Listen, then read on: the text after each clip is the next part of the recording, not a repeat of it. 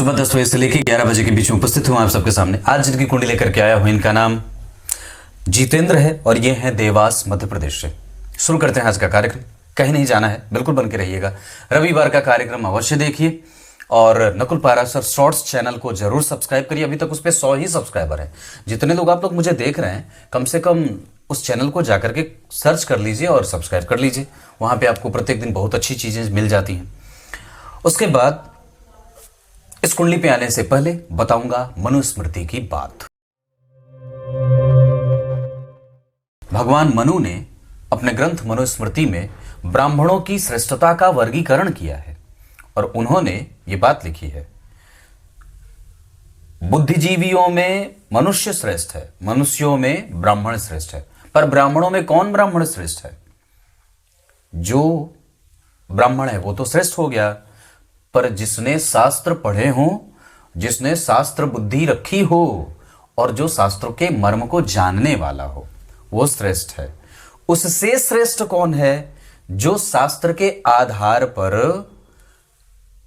कर्म करता हो और जो शास्त्र को जीता हो निरंतर।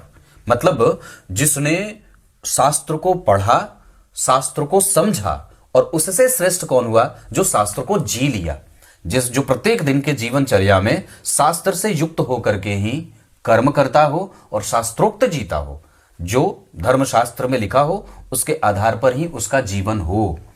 और उससे भी श्रेष्ठ कौन है? जो ब्रह्मज्ञानी ब्राह्मण है, जो ब्रह्म को जानने वाला हो, जो ब्रह्म को जानने की इच्छा रखने वाला है, इसलिए अध्ययन कर रहा है और उसके बाद उसने समझा कि ब्रह्म क्या चाहता है मनुष्य से और मनुष्य से भी ब्राह्मण से क्या चाहता है। और उसकी श्रेष्ठता तब सिद्ध होती है जब वो ब्रह्मज्ञानी हो जाता है। तो श्रेष्ठता ब्राह्मण की ब्रह्मज्ञानी वाली है कि जो ब्रह्म को जानता है वही श्रेष्ठ ब्राह्मण है। तो ऐसे ये भगवान मनु ने ब्राह्मणों का वर्गीकरण किया है और श्रेष्ठ ब्राह्मण वही है जो शास्त्र को समझता हो, जो संस्कारों से युक्त हो, जो नित्य वंदन, पूजा पाठ, मंत्र जप, ध्यान आदि, यज्ञ आदि में निरंतर उसका स्मरण बना रहे, वही श्रेष्ठ होता रहे। ये सिंह लग्न की कुंडली, लग्न के अधिपति दशम भाव और तृतीय भाव के अधिपति शुक्र के साथ बैठे हैं, पर राहु केतु से दृष्ट है। आयु बहुत अच्छी है। इस कुंडली में शुक्र की दशा में जो दशम भाव और तृतीय के अधिपति हैं, चंद्रमा का बैठना यहाँ बहुत अच्छा होगा। इस आधार पर चंद्रमा इनका बहुत बढ़िया है और चंद्र मंगल योग भी बढ़िया बनेगा। दशम भाव के अधिपति धन का योग लगा रहे हैं लग्नेश के साथ बैठ करके। तृतीय भाव के अधिपति के साथ शुक्र और सूर्य की दशा जातक के लिए बहुत अच्छी रहेगी। इस कुंडली के लिए शुक्र अच्छे नहीं है, फिर भी शुक्र की दशा बहुत अच्छी होगी क्योंकि मघा नक्षत्र के दूसरे चरण में इनका जन्म हुआ है, जिसके अधिपति मघा नक्षत्र के केतु, लग्न के अधिपति सूर्य और मघा नक्षत्र के अधिपति बन गए दूसरे चरण के शुक्र। शुक्र इस कुंडली में दशम भाव के अधिपति, किसी भी पापग्रह के प्रभाव में नहीं। राहु केतु का प्रभाव अगर होगा भी तो शुक्र के लिए राहु केतु खराब नहीं होते, धनदायक तो कम से कम बना ही देते हैं। बुध 12वें हैं भगवान आपके, इसीलिए आपके पास धन टिकता नहीं है और इसीलिए आपके लिए 50 रिश्ते आ गए हैं, पर फिर भी अभी तक विवाह ठीक नहीं हुआ।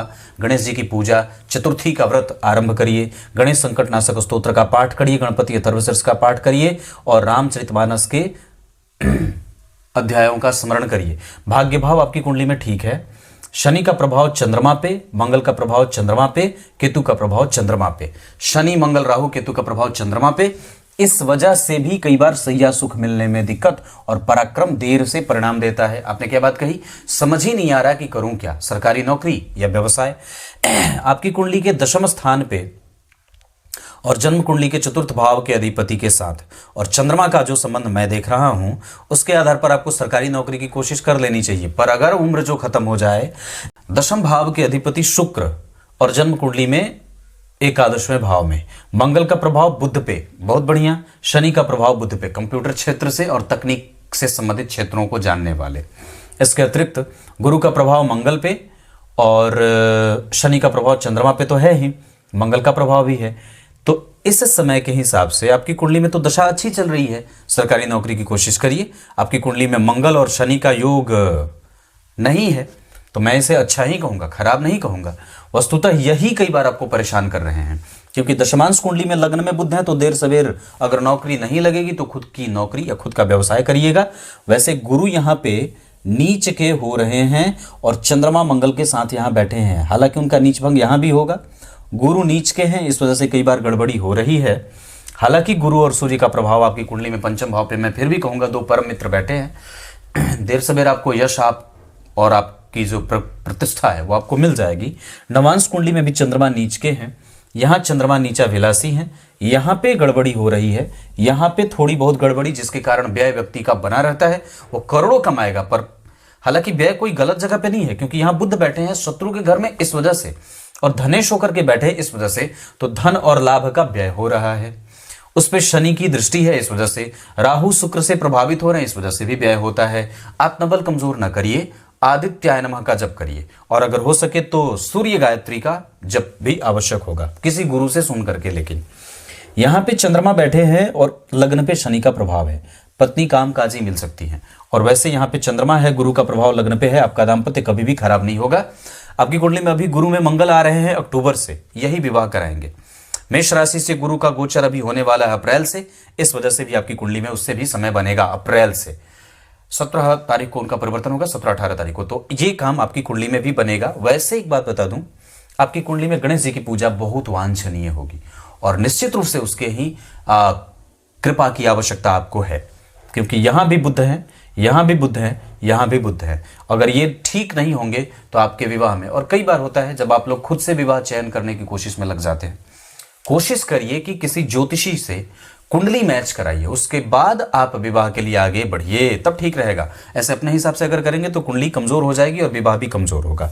राहु यहां बैठा है, इस भाव के अधिपति पे पापक ग्रहों का कोई प्रभाव नहीं है। गुरु का प्रभाव यहां भी अच्छा है, यहां के लिए सामान्य है, यहां के लिए ठीक है। शनि का प्रभाव यहां के लिए सामान्य है, यहां के लिए भी सामान्यतया कमजोर है, यहां के लिए अच्छा है। पर गुरु का प्रभाव ठीक है दो भावों के लिए, शनि का प्रभाव दो भावों के लिए कमजोर है, एक पराक्रम भाव के लिए ठीक है। मंगल यहां देख रहे हैं, छोटे भाई बहनों का सुख भी मिलेगा, उनको भी लाभ के योग में देख रहा हूं। वैसे आपकी कुंडली में सूर्य और शुक्र यहां कंफ्यूज हो रहे हैं, शुक्र को सूर्य ने अस्त किया हुआ है, इस वजह से भी कई बार आपके जीवन में जो करियर का क्षेत्र होता है वो थोड़ा बहुत परेशानी में गुजरता है। वैसे आपकी कुंडली में चंद्रमा ठीक है, धन हमेशा ही आता रहेगा, पर खर्च भी होता रहेगा। धन खर्च करने का कोई नुकसान नहीं है। आपकी कुंडली में गुरु बढ़िया बैठे हैं, वो कभी भी आपके धन को बेवजह की चीजों पे तो खर्च नहीं करा रहे हैं। आप जरा उठ करके बैठ करके हिसाब लगा करके देखिएगा, आपका धन कभी भी बेवजह के कामों में नहीं जा रहा है। इस कुंडली के लिए 1 अंक बहुत अच्छा रहेगा, 9 अंक बहुत अच्छा रहेगा। इस कुंडली के लिए रविवार और गुरुवार का दिन अच्छा रहेगा। इस कुंडली के लिए दिशा उत्तर पूर्व बहुत अच्छी रहेगी और पूर्व भी बहुत अच्छी रहेगी। इस कुंडली के लिए नक्षत्र भरणी, धनिष्ठा, पुनर्वसु, मृगशीरा, भरणी बताया मैंने, अनुराधा और उत्तरा फाल्गुनी, उत्तराषाढ़ा, उत्तरा भाद्रपद, ये तीनों। आप अगर काम करना चाहें तो सबसे पहले तो कंप्यूटरीकृत कोई काम कर सकते हैं, इंटरनेट से जुड़ करके कोई काम कर सकते हैं, खाने पीने से संबंधित कोई भी काम कर सकते हैं, पढ़ने पढ़ाने का कोई भी काम कर सकते हैं। आपकी कुंडली में कष्टदायक होगा अगले वर्ष के सितंबर से लेकर के 27 के फरवरी तक का। इस दौरान हर एक चीज पे ध्यान देना है, आर्थिक पक्ष, स्वास्थ्य, माता पिता, घर परिवार, विवाह, दाम्पत्य में हो जाए तो पत्नी का स्वास्थ्य आदि। व्यक्ति भाग्यशाली पुत्र प्राप्त करेगा, ये बात मैं लिख करके गारंटी से कह सकता हूं। धनु राशि, लग्नेश या पंचम भाव पे गुरु की दृष्टि ये बहुत अच्छी है। यहाँ पे चंद्रमा है, दाम्पत्य मिला करके रखिएगा। यहाँ तीनों जगह गुरु का प्रभाव पंचम भाव पे है। आप कीर्तिमान स्थापित करेंगे पर थोड़े विलंब से। द्वितीय भाव का अधिपति 12 में, पंचम भाव में राहु, इस वजह से चाह करके भी कई बार व्यक्ति के मनोनुकूल परिणाम वक्त पे नहीं मिलते हैं, थोड़े विलंब के बाद। वैसे आपकी कुंडली में लग्नेश भाग्य भाव में या लाभ भाव में बैठ जाए तो ये याद रखने की बात है कि आपका कोई भी काम रुकेगा नहीं, विलंब से होगा पर निश्चित रूप से आपका काम पक्का होके ही रहेगा। लग्न पे गुरु का प्रभाव व्यक्ति को धर्म, धैर्य, गंभीर और साहसी बनाने के साथ साथ क्योंकि मंगल यहां बैठे हैं स्वग्रही गुरु मित्र की राशि में, चंद्रमा मंगल का योग बहुत बढ़िया बनेगा। ये सब चीजें अच्छी बन रही हैं। सूर्य, मंगल, बुध, शुक्र, शनि सब अच्छे हैं। चंद्रमा को थोड़ा कमजोर देख रहा हूं, इस वजह से उनको बल देने की आवश्यकता है। सूर्य को अर्घ दीजिए, हनुमान चालीसा का पाठ अवश्य पढ़ा करिए, मंदिर का दर्शन, एकादशी का व्रत, गीता जी के अध्याय का अध्यापन अध्ययन अवश्य किया करिए। इसके अतिरिक्त भगवान सूर्य के 12 नामों का स्मरण, हो सके तो रुद्राक्ष या रक्त चंदन की माला, और प्याज लहसुन भी बिल्कुल बंद कर दीजिए। मांसाहार आपके लिए बिल्कुल वर्जित होगा, नॉनवेज बिल्कुल भी नहीं, छूना भी मना है, सोचना भी मना है, विचार में लाना भी आपके लिए बड़ा नुकसानदायक होगा।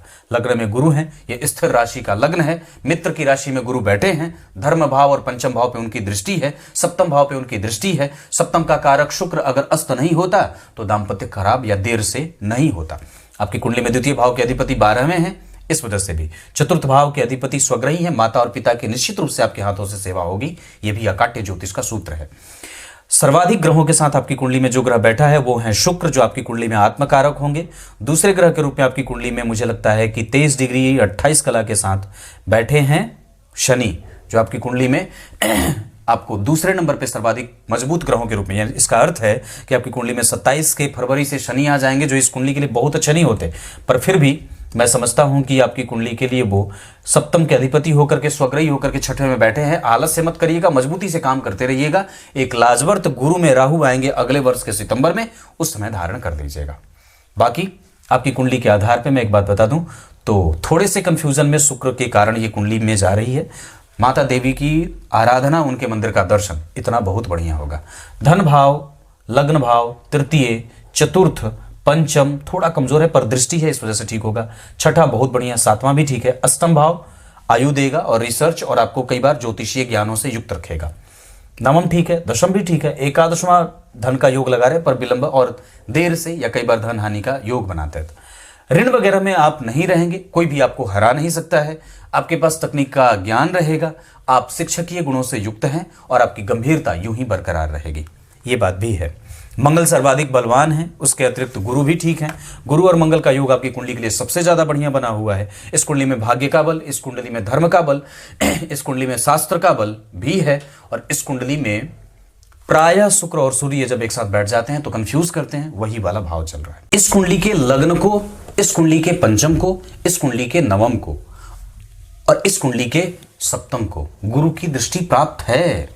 शुक्र अस्त हो जाते हैं तो जैमिनी ज्योतिष का सिद्धांत कहता है, या शुक्र जब कभी कमजोर हो जाते हैं तो दाम्पत्य देर से शुरू होता है। ये एक आम बात है, पर इसके लिए आपको मैं कोई मंत्र दूंगा, आप वो उसके थोड़ा जप लीजिएगा। भगवान भोलेनाथ के मंदिर का दर्शन, देवी माता के मंदिर का दर्शन। शुक्र उच्च का है, सूर्य गुरु यहाँ बैठे हैं, मंगल चंद्रमा बैठे हैं, विलक्षण नहीं है और न ही विलक्षणता से मुक्त है, ये बिल्कुल ठीक है। चंद्रमा मंगल ठीक है, गुरु सूर्य युति में मित्र ग्रह बैठे हैं ना, तो गड़बड़ी नहीं है। यहाँ राहु, यहाँ शनि, इस वजह से व्यापार में आरंभ में बाधाएं हो सकती हैं।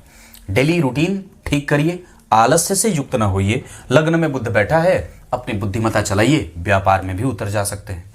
आपकी कुंडली में अगर व्यापार वगैरह करना होगा तो अभी तो आपको कम से कम 2024 के सितंबर तक कोशिश करनी चाहिए कि नौकरी मिल जाए, और उसके बाद अगर आप चाहें तो शनि की दशा में भी व्यापार कर सकते हैं। वैसे शनि आपकी कुंडली में कमजोर नहीं है, बहुत अच्छे हैं, स्वग्रही हैं, चंद्रमा से केंद्र में है और बुध से केंद्र में है, 2 शुभ ग्रह केंद्र में।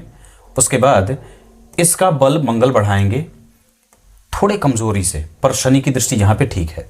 व्यय वगैरह आपकी कुंडली में बहुत ज्यादा है, धन आएगा, शनि की दशा में भी व्यापार अच्छा चलेगा। एक बात और बता देता हूं, शनि के बाद बुध वाली दशा में भी ठीक रहेगी कुंडली। ये मैं एक बात जो आपको समझा दूं तो शनि आपको कहेंगे अनुभव लेने के लिए, और गुरु अभी जो कह रहे हैं वो भी कह रहे हैं कि कुछ बेहतर कर लेने की आवश्यकता है, पर अब गुरु अंतिम दशा में चल रहे हैं, इस वजह से कोशिश करिए जल्दी से कुछ हो जाए। वैसे आपकी कुंडली में सरकारी नौकरी का योग है, भगवान करे आपको जल्दी से ही उसमें सफलता मिल जाए। कुछ इसी तरीके से आज के कार्यक्रम का समापन करते हैं, तब तक के लिए इजाजत दीजिए। कल एक बार फिर से उपस्थित होंगे आप सबके सामने, तब तक के लिए बहुत बहुत नमस्कार।